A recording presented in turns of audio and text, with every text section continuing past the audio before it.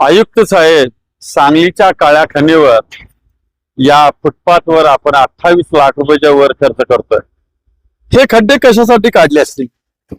एवढे मोठे खड्डे हे कशासाठी ठेवलेत? पुढे पण आहेत खड्डे, ह्याच्यावर तर काय वृक्षारोपण तर तुम्ही करणार नाही. आणि पुढची परिस्थिती पण बघा की हा फुटपाथ इथूनच खाली असा डीप मध्ये घ्यायला चालू केलं आणि पुढे अवस्था काय झालेली आहे बघूया. या ठिकाणी ही साधी ही खुरटी वनस्पती ही फुलांची आहे, काटेरी आहे, फुटपाथच आहे, तर याला कोण कट करणार? तर पुढे बघू, याच्या खालून इथं पण खड्डा आहे. असं जायचं का चालत फुटपाथवर?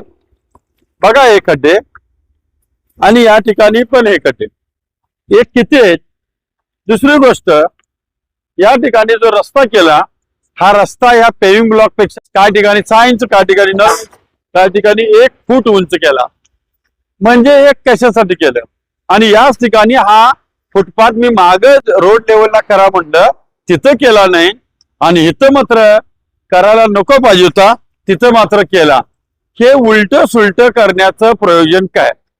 आणि महानगरपालिकेकडे जे इंजिनियर भरलेत किंवा शाखा अभियंता असतील, त्यांना एवढं का समजू नये की हे काम चुकीचं चाललंय? आता हे असंच ठेवणार की पाणी साठायला ठेवणार, हा प्रश्न त्यांचा आहे.